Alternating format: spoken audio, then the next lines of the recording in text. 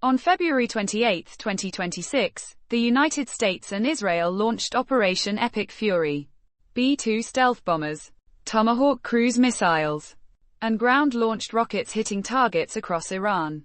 Iran's supreme leader, Ali Khamenei, was killed in the first hours. Iran responded the same day with over 180 ballistic missiles. By March 7, roughly 4,000 targets had been struck across the country. Iran declared the Strait of Hormuz closed. 70% of normal shipping stopped. Not because ships were blocked, but because insurance underwriters stopped covering transit. Oil prices rose 35% in a single week. And here is the detail that should stop you. This war began 2 days after American and Iranian diplomats in Geneva announced a breakthrough. 2 days after Oman's foreign minister said the sides had reached an agreement. How do you get a war 2 days after a breakthrough? Game theory has the answer. And it is not the one most people expect. Before we can explain anything, game theory demands we do one thing first. Identify the players. And understand what each of them is actually trying to maximize. Player 1. The United States. Washington's core interest is not regime change for its own sake. It is preventing any hostile regional power from acquiring nuclear weapons.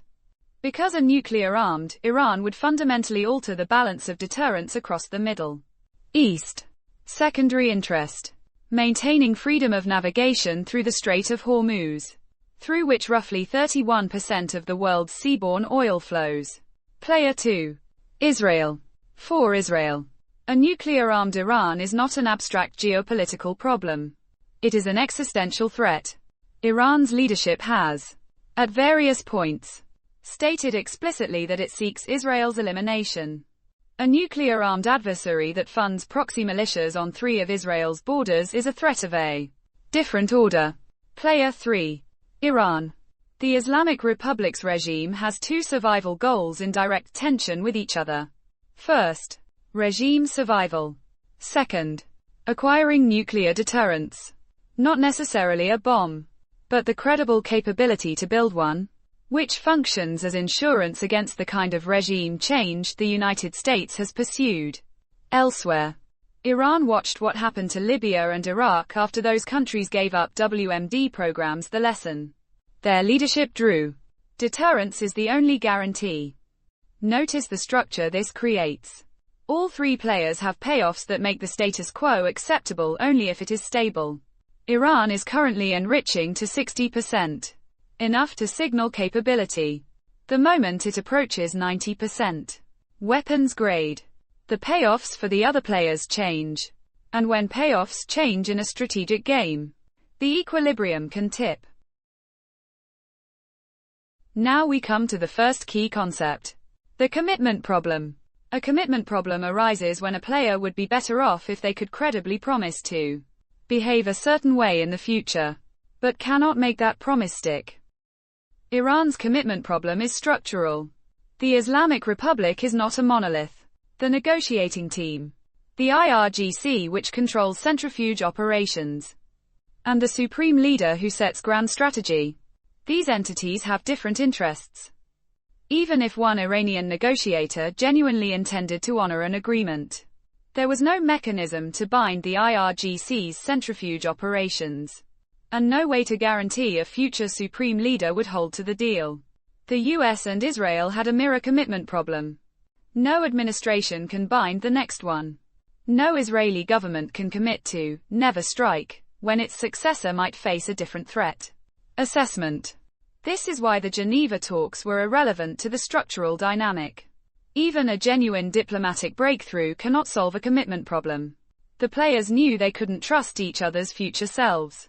And in the shadow of that mutual distrust, the enrichment continued. Every month Iran kept enriching. It communicated one thing. We are approaching the point where the commitment problem becomes moot.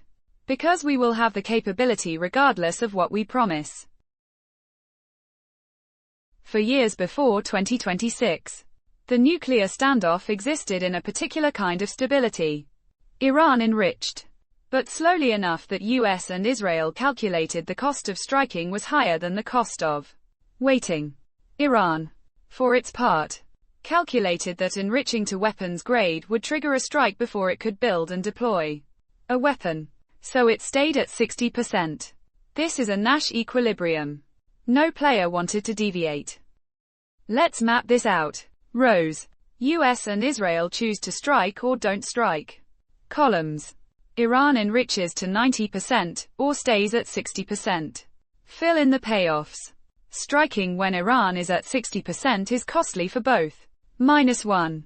-2. Not striking while Iran stays at 60%. That's the equilibrium. +1. +1. Neither side wants to deviate. But Nash equilibria are not all equally stable. Some are robust, others depend on very specific beliefs about the other player's position. Small changes in observable facts can flip the calculation entirely. In early 2025, the IAEA reported a 50% surge in Iran's near-weapons-grade stockpile. By mid-2025, Iran had enough fissile material for approximately 10 weapons with further enrichment. Israel struck Iranian nuclear facilities in June 2025.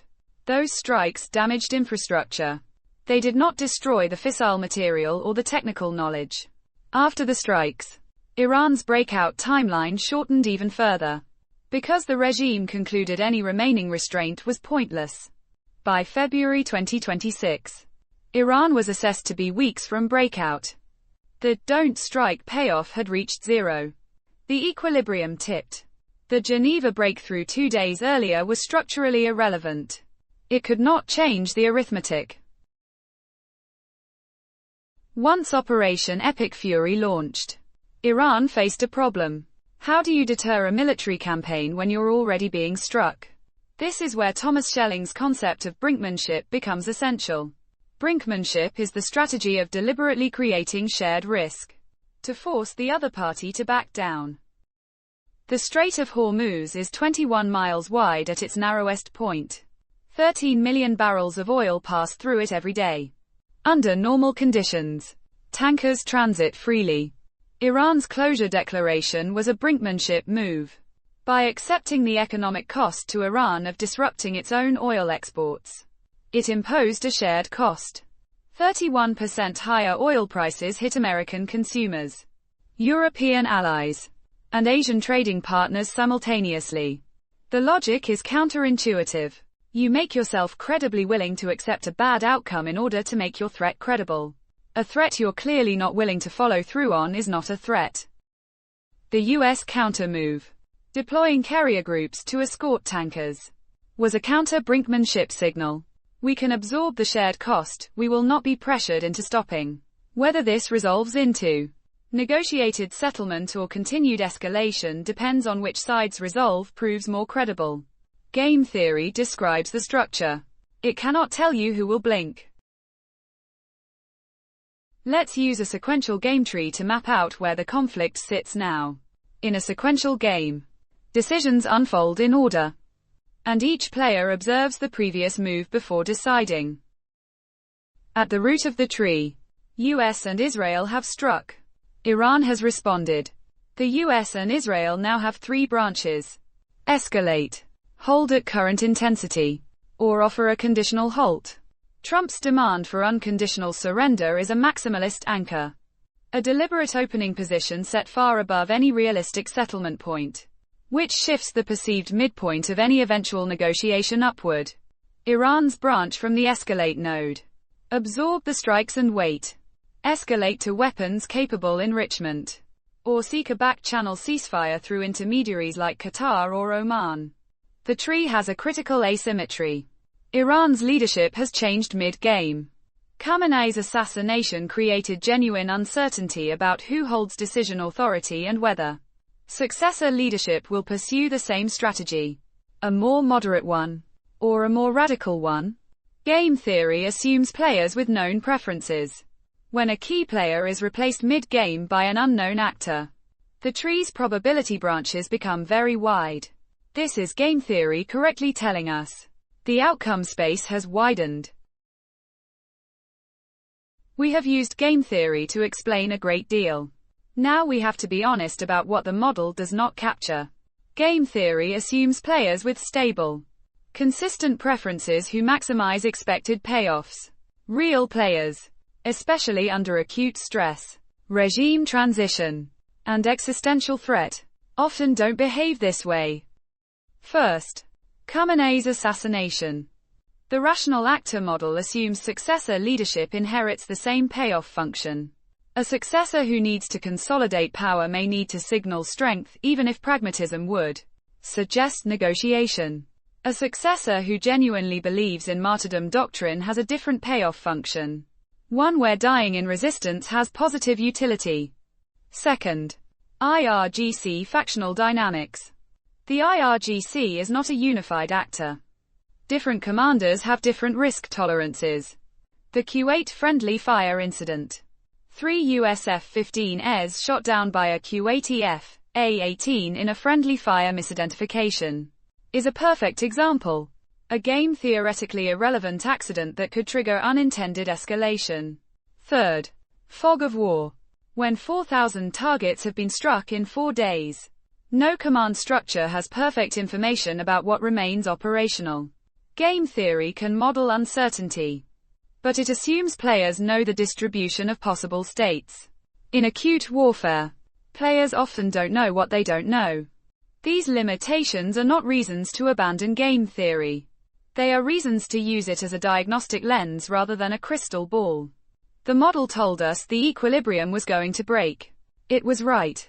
It cannot tell us exactly how the escalation ends. What this episode tried to demonstrate is that strategic situations have a structure, and that structure shapes outcomes regardless of the intentions of the individual players. The diplomats in Geneva were not wrong to negotiate. The structural forces that made war likely were operating independently of whatever they agreed to in the room. That is the central claim of game theory applied to the real world. Intentions matter less than incentives. Goodwill matters less than commitment mechanisms. Understanding the payoff structure of a situation is the prerequisite for changing it. Thanks for watching. If this episode was useful, like and subscribe. More episodes in the series are coming.